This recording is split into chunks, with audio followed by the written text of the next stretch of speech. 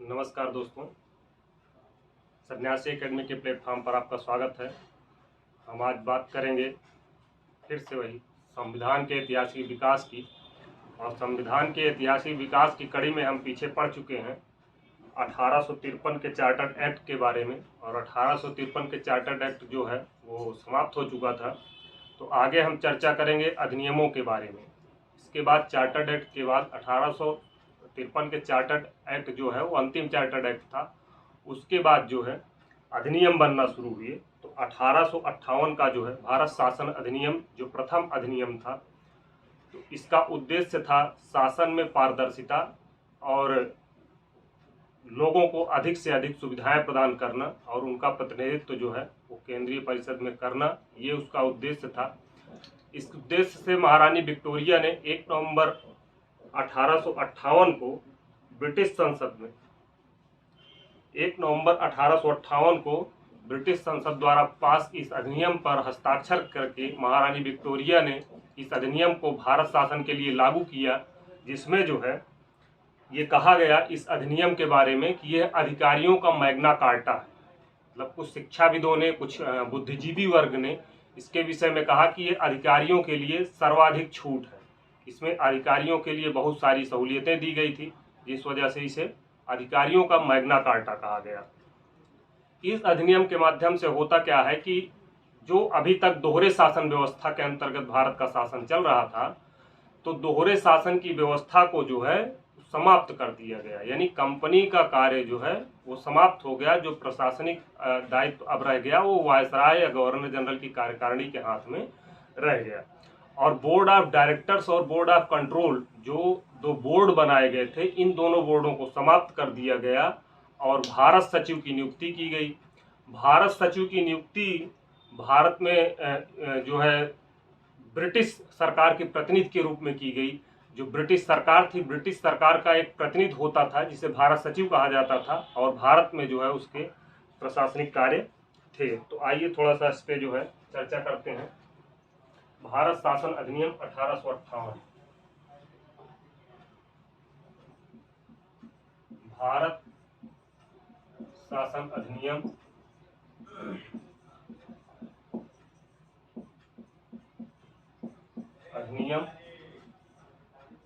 1858। भारत शासन अधिनियम 1858 ने जो है इसको पास किया गया महारानी विक्टोरिया द्वारा 1 नवंबर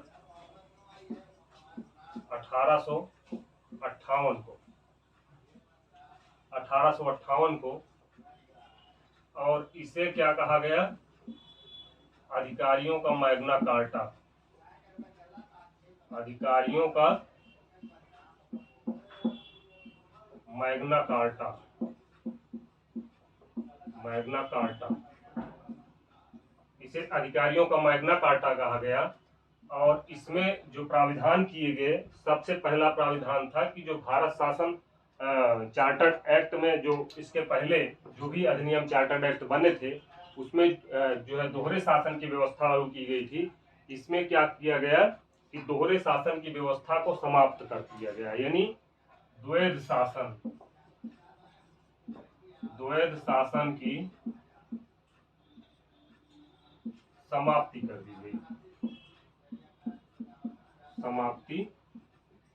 दी गई। इसमें दोहरे शासन की समाप्ति हो गई। बोर्ड ऑफ कंट्रोल,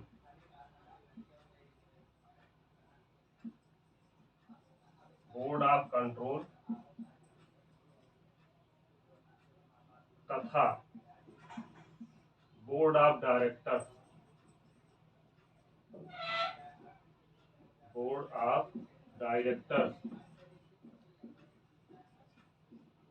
इन दोनों को क्या किया गया?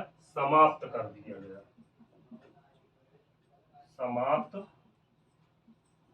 दिया गया।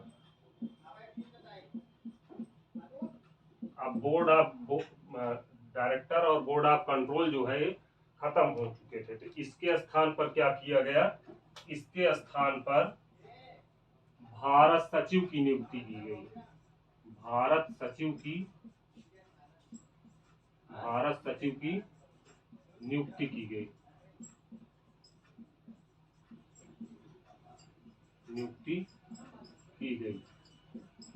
अब भारत सचिव की नियुक्ति की गई तो भारत सचिव जो होता था वो भारत सचिव क्या होता था, ब्रिटिश, ये जो है ब्रिटिश पार्लियामेंट का सदस्य था।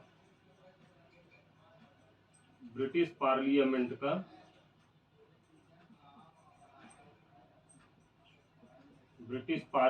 का सदस्य था जो सरकार में भी रहता था, यानी ब्रिटिश सरकार कह लीजिए कि सरकार था,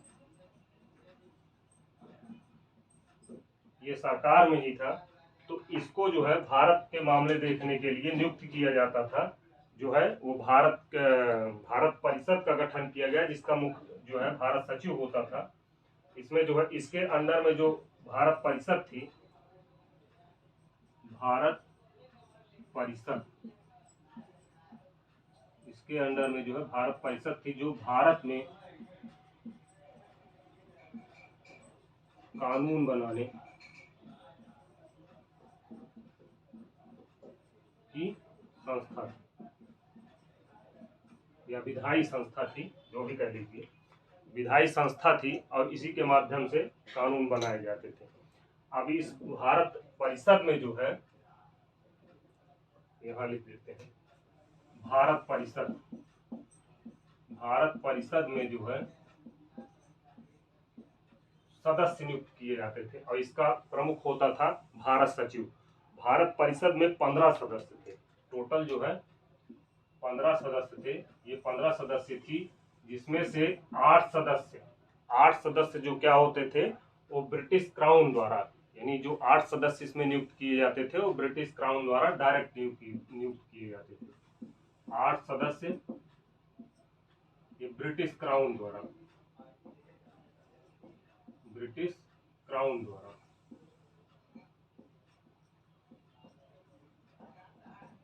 नियुक्त, ये 8 सदस्य जो है वो ब्रिटिश क्राउन द्वारा नियुक्त किए जाते थे और इनमें 7 सदस्यों की नियुक्ति जो है, सदस्यों की नियुक्ति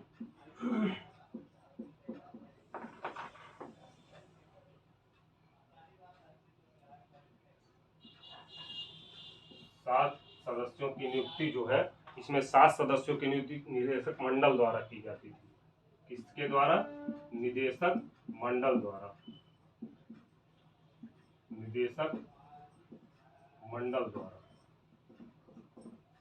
अब ये जो है 8 सदस्य ब्रिटिश क्राउन द्वारा और जबकि 7 सदस्य जो है वो निदेशक मंडल द्वारा नियुक्त किए जाते थे। भारत परिषद का कार्य था भारत के परिक्षेत्र के लिए कानून बनाना। अब ये अंग्रेजों का जो है, अंग्रेजों की एक प्रकार से कह सकते हैं कि 1858 के अधिनियम के बाद भारत का शासन पूर्ण रूप से वो ब्रिटिश सरकार के हाथों में चला गया। तो अब इसमें जो है शासन, इस अधिनियम के अंतर्गत एक और अंग्रेजों का जो है व्यवस्था की गई अंग्रेजों के द्वारा कि इसमें अहस्तक्षेप की नीति अपनाई गई। अहस्तक्षेप का नीति मतलब जैसे भी प्रशासन चल रहा है उस प्रशासन को उसी तरीके से, अपने तरीके से चलने दिया जाए, उसमें बहुत ज्यादा जो है भारतीयों की छेड़खानी ना की जाए, जिससे क्या हो कि सही से प्रशासन चल सके। क्योंकि 1857 की क्रांति के बाद अंग्रेजों को यह मालूम हो चुका था कि भारत में राष्ट्रवाद का जो है उदय शुरू हो चुका है, राष्ट्रवाद अपने चरम पर पहुंच चुका है। तो इसलिए 1857 की गलतियों को ना दोहराया जाए, इस तरह की गलतियां दोबारा ना हो, इसके लिए क्या किया गया कि इस अधिनियम में कुछ छूटें दी गई और इसमें जो है भारतीयों को एक प्रकार से कह लीजिए कि जो है और अधिक सशक्त तरीके से प्रशासन में दबा करके रखा जाए। अब इसमें जो कंपनी का शासन था तो कंपनी की अराजकताओं और कंपनी की जो कर वसूलने की नीति थी, कुछ नीतियां जो है गलत रही होंगी, जिसके कारण क्या हुआ कि 1857 का विद्रोह हुआ। तो सरकार को लगा कि कंपनी के शासन के अंतर्गत रह करके हम भारत के प्रशासन को अच्छे तरीके से नहीं चला सकते हैं, जिसके लिए उसने क्या किया कि भारत के प्रशासन को सीधा अपने नियंत्रण में ले लिया ब्रिटिश सरकार ने। अब ब्रिटिश सरकार जब अपने नियंत्रण में ले लिया, तब जो है इस अधिनियम को पारित करके इस अधिनियम के माध्यम से ले लिया और स्वयं जो है सरकार चलाना शुरू किया। और भारत परिषद जैसी कानून व्यवस्था के संबंध में, यानी कानून बनाने के संबंध में भारत परिषद का गठन किया गया, जिसमें 8 सदस्य ब्रिटिश क्राउन द्वारा नियुक्त किए जाते थे और 7 सदस्य निदेशक मंडल द्वारा, जो भारत के निदेशक मंडल था उसके द्वारा नियुक्त किए जाते थे। अब इसमें क्या किया गया कि भारत शासन अधिनियम, इसके बाद फिर एक अधिनियम और आता है, फिर इसके बाद भारत शासन अधिनियम 1861। इसमें इतने प्रावधान किए गए थे। कुछ समय बाद अंग्रेजों को लगा कि ये नाकाफी है इतना, तो इसके बाद क्या किए कि 1861 में एक अधिनियम और पारित किया गया, जिसमें ये तमाम व्यवस्थाएं की गई कि इनको जो है कुछ न कुछ छूटे, कुछ सहूलियतें दी जाए।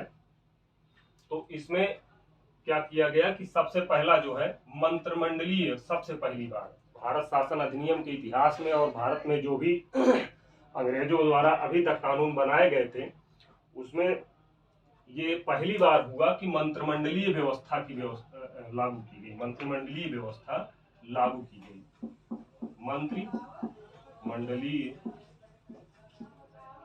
मंत्रिमंडलीय व्यवस्था लागू की गई।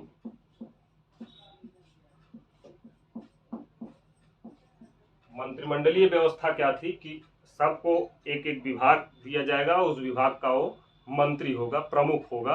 मंत्रिमंडलीय व्यवस्था का सूत्रपात हुआ और उसमें क्या हुआ कि प्रतिनिधि संस्थाओं की शुरुआत की गई, जो कानून बनाने में जो है सहायक होती थी। विधि निर्माण के कार्यों में आंशिक रूप से जो है भारतीयों को प्रतिनिधित्व प्रदान करती थी। प्रतिनिधि संस्थाओं का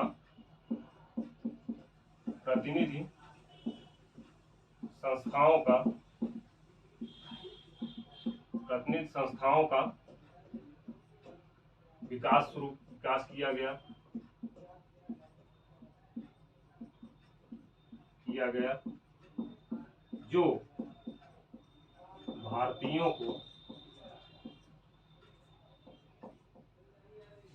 को कानून बनाने के संबंध में, कानून बनाने के कार्यों में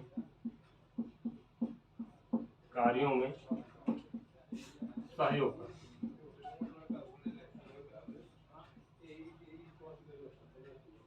एक प्रकार से भारतीयों को कानून बनाने के कार्यों में सहयोग, क्या भारतीयों के द्वारा भारतीयों का कानून बनाने के कार्यों में सहयोग के लिए सहभागिता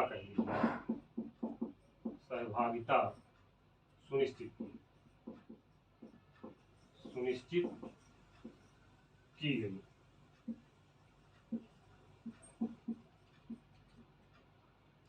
सहभागिता भारतीयों को जो है इन प्रतिनिधि संस्थाओं के माध्यम से जो भी कानून बनाए जाते थे उसमें सहभागिता प्रदान की गई।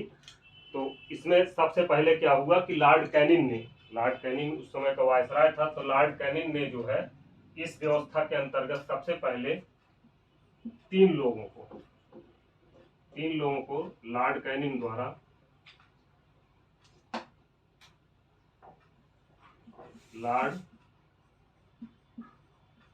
द्वारा 3 सदस्यों को, पहले 3 सदस्यों को बनारस के राजा,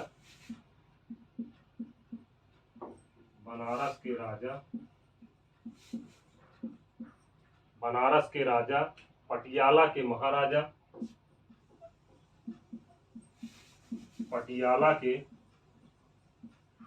महाराजा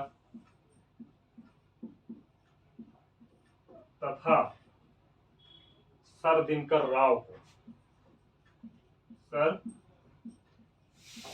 राव को ये 3 लोगों को लॉर्ड कैनिंग द्वारा इन प्रतिनिधि जो है भारत परिषद में जो है तो शामिल कर दिया गया। विधान परिषद जो कह लीजिए, जो एक विधायी संस्था थी, विधान परिषद में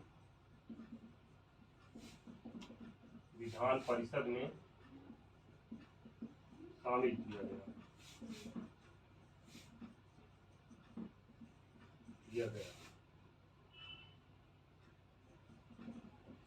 भारत परिषद में शामिल किया गया। अब इसमें जो है ये सारी चीजें थी। इसके बाद एक और भी प्रावधान है, जैसे कि गवर्नर जनरल को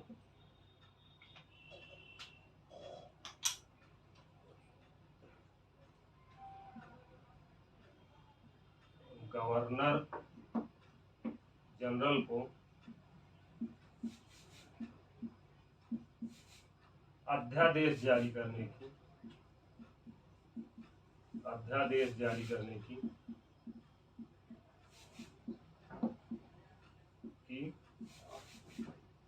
शक्ति जो है, अध्यादेश जारी करने की शक्ति क्या किया गया, अब भी प्रदान की गई।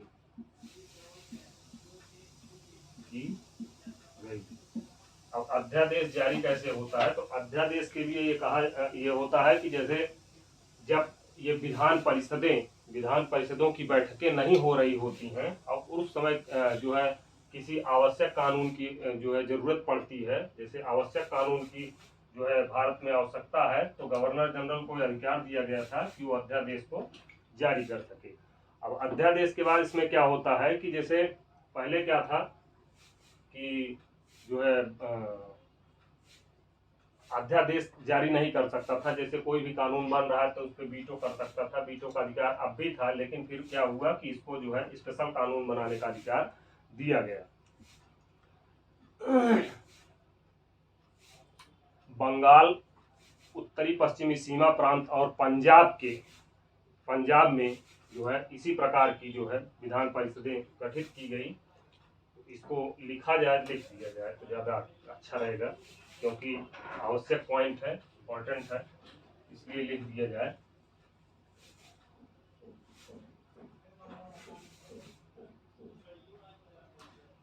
इसमें क्या हुआ कि बंगाल,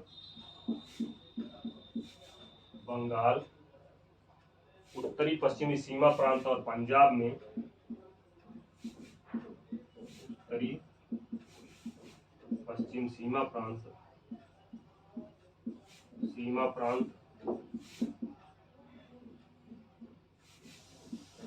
तथा पंजाब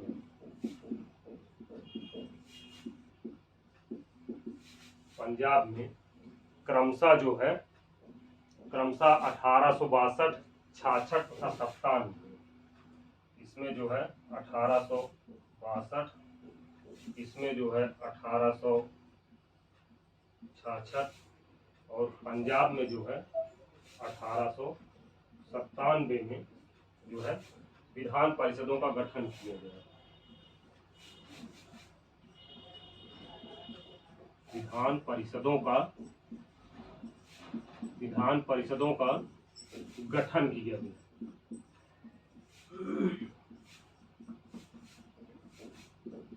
विधान परिषदों का गठन किया गया। ये जो है 3 प्रांतों में विधान परिषदों का गठन किया गया और पहली बार इस अधिनियम में विभागीय प्रणाली लागू की गई। विभागीय प्रणाली लागू की गई।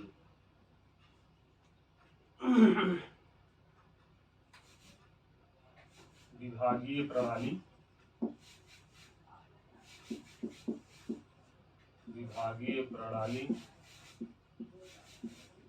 लागू की गई।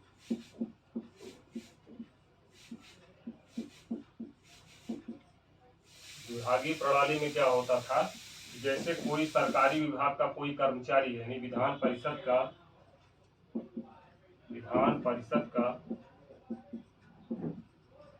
सदस्य, उसको कोई एक विभाग आवंटित कर दिया जाता था और उस विभाग का वो प्रमुख होता था, यानी जो है सरकारी विभागों का, इसको सदस्य को जो है क्या किया गया कि सरकारी विभागों का प्रभारी बनाया गया। सरकारी विभागों का प्रभारी बनाया गया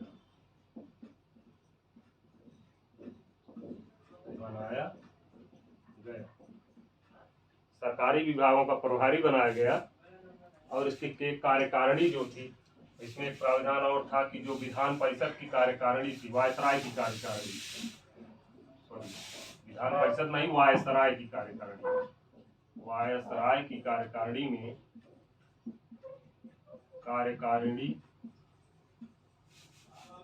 वायसराय की कार्यकारिणी में एक सदस्य बढ़ाया गया, यानी पहले जो है वो 3 थे, अब उसमें क्या किया गया कि 4 कर दिया गया। पहले 4 थे, वायसराय की कार्यकारिणी में सदस्यों की संख्या 4 से बढ़ाकर 5 कर दी गई।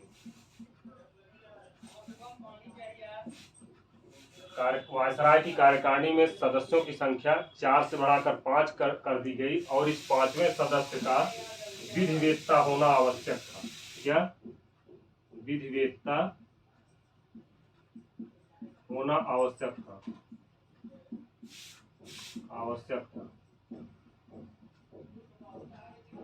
विधिवेत्ता होना आवश्यक था।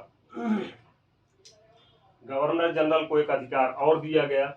गवर्नर जनरल को ये कहा गया कि जैसे उसकी जो है सदस्य, विधान परिषद में सदस्यों की संख्या जो है वो 6 से 12 सदस्यों की वृद्धि कर सकता था।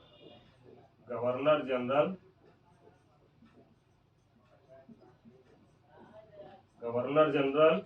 विधान परिषद में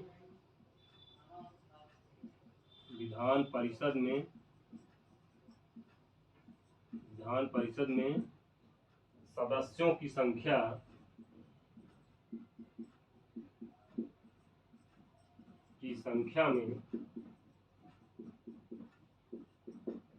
6 से 12 सदस्यों को बढ़ा सकता था।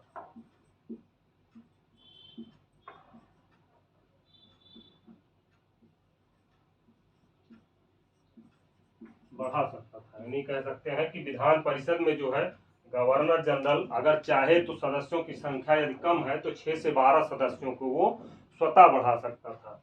और गवर्नर जनरल को वीटो का अधिकार, वीटो अब भी था, वीटो का अधिकार अब भी था। इसके पहले वीटो का अधिकार चार्टर्ड एक्ट के माध्यम से मिला हुआ था, जो अब भी गवर्नर जनरल को था। वीटो उसका नहीं छीना गया था, जिसमें क्या हुआ था कि वीटो में कोई भी परिषद जो है कि कोई भी प्रकार का कानून बनाती है तो यदि गवर्नर जनरल चाहे तो उस पर वीटो कर सकता है, उसको निरस्त कर सकता है। गवर्नर जनरल की वोटिंग जो है वो क्या थी, महत्वपूर्ण थी, उसकी अनुमति जो है महत्वपूर्ण थी। तो आगे जो है ये अधिनियम में इतने प्रावधान किए गए थे। अब इसके बाद बात करते हैं 1892 का अधिनियम, भारत शासन अधिनियम 1892 के लिए जो है 1892 के भारत शासन अधिनियम में क्या हुआ कि 1861 में की गई गलतियों का, 1861 के अधिनियम में की गई गलतियों को सुधारने के लिए 1892 का भारत शासन अधिनियम लाया गया, जिसमें जो है प्रावधान किए गए कि जो भी उसमें गलतियां की गई हैं उसको सुधार किया जाए। तो आइए देखते हैं 1892 में क्या हुआ कि 1892 के अधिनियम में जो है, इसमें 1857 की क्रांति के बाद जो भारतीयों में राष्ट्रीयता की भावना पनप रही थी, उस राष्ट्रीयता की भावना को दबाने के लिए और 1885 में जो है भारतीय राष्ट्रीय कांग्रेस के स्थापना और इल्बर्ट बिल विवाद के बाद, इल्बर्ट बिल के बारे में हम लोग इतिहास में पढ़ेंगे, ये इतिहास का विषय है, लेकिन हम इधर थोड़ा सा बता दे रहे हैं, इल्बर्ट बिल है भी, इसमें इल्बर्ट बिल विवाद हुआ था। तो तो इल्बर्ट बिल विवाद में जो है और 1857 की क्रांति के से उपजी राष्ट्रवादिता, इस राष्ट्रवादिता को दबाने के लिए क्या किया गया कि 1892 का जो है अधिनियम लाया गया। 1892 अधिनियम में ये ढेर सारे प्रावधान किए गए जिसके बारे में हम चर्चा करेंगे। तो इसमें क्या हुआ, सबसे पहले अप्रत्यक्ष निर्वाचन का प्रारंभ हुआ। इसमें क्या किया गया कि सबसे पहले अप्रत्यक्ष निर्वाचन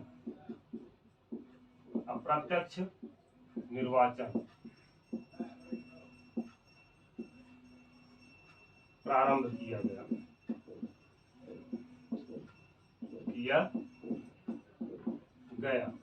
ये निर्वाचन जो है, ये निर्वाचन भी मनोनयन की प्रक्रिया थी। अप्रत्यक्ष निर्वाचन क्या था, मनोनयन। ये जो है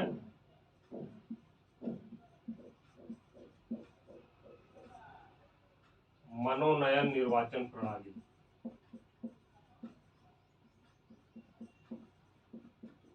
ये मनोनीत जो मनोनीत किए जाते थे उस प्रकार की जो है व्यवस्था थी। मनोनयन के द्वारा ये प्रारंभ किया गया। इसमें अब इस अधिनियम में सबसे पहले क्या हुआ कि इस अधिनियम के माध्यम से संसदीय प्रणाली यानी संसदीय व्यवस्था जो थी, संसदीय व्यवस्था का जो है सूत्रपात हुआ। तो कह सकते हैं कि संसदीय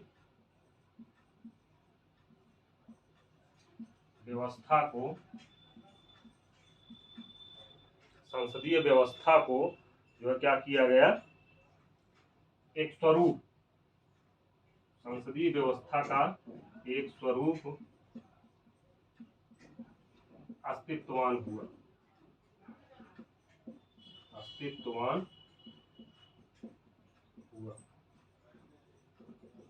संसदीय व्यवस्था अस्तित्व में आई और जिससे के माध्यम से क्या हुआ कि लोगों को, भारतीय लोगों को जो है कानून बनाने में भी जो है क्या हुआ कि सहभागिता होने लगी और खुलकर सहभागिता होने लगी।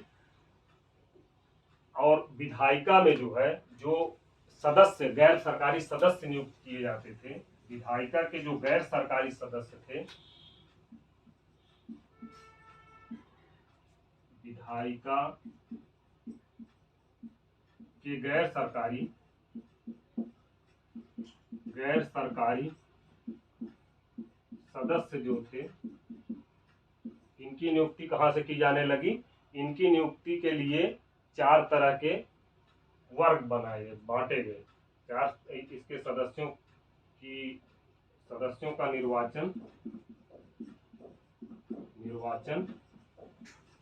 कहाँ से किया जाता था, गैर सरकारी सदस्यों का जो है इसके लिए 4 तरह बनाए गए। पहला जो है विश्वविद्यालय,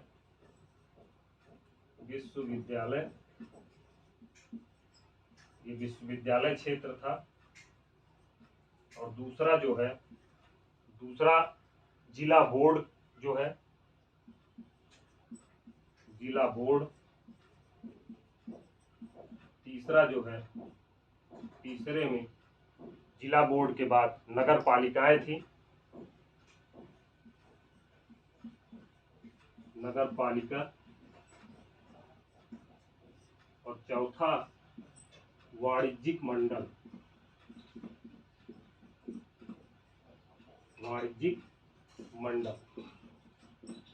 ये जो है 4 तरह की जो है 4 तरह से निर्वाचन किए जाते थे।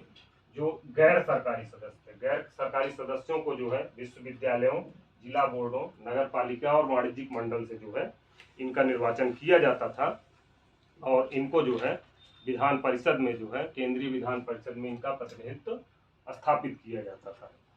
अब केंद्रीय विधान परिषद की सदस्यों की संख्या जो है वो न्यूनतम 10, केंद्रीय विधान परिषद की सदस्यों की संख्या का निर्धारण किया गया। केंद्रीय विधान परिषद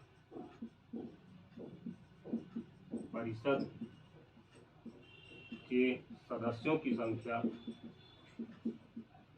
का निर्धारण, सदस्यों की संख्या का निर्धारण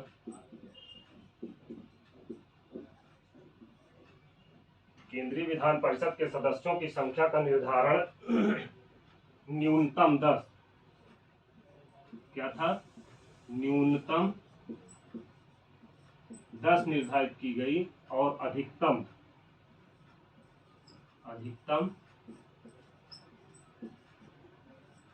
16, ये जो है केंद्रीय विधान परिषद के सदस्यों की संख्या जो है निर्धारित की गई, उसमें न्यूनतम जो है 10 सदस्य और अधिकतम जो है वो 16 सदस्य।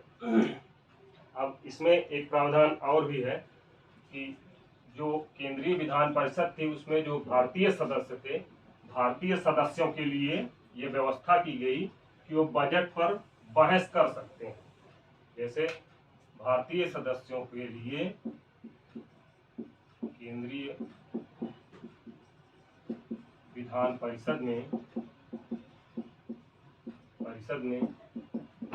भारतीय सदस्यों को बजट पर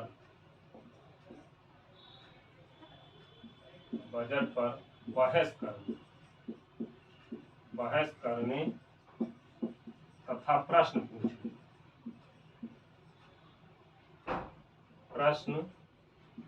पूछने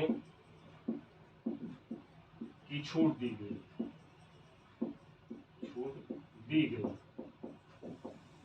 जो है केंद्रीय विधान परिषद में भारतीय सदस्यों को बजट पर बहस करने और प्रश्न पूछने की छूट दी गई, जबकि लेकिन प्रश्न पूछने की छूट तो दी गई, लेकिन प्रश्न पूछने के बाद इसके प्रत्युत्तर में अनुपूरक प्रश्न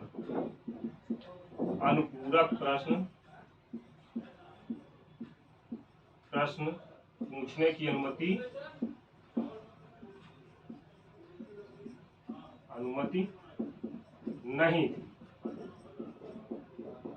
नहीं, यानी प्रश्न तो पूछ सकते थे, लेकिन उसके जो है अन्य जो अनुपूरक प्रश्न थे, उन अनुपूरक प्रश्नों को पूछने के लिए अनुमति नहीं दी गई।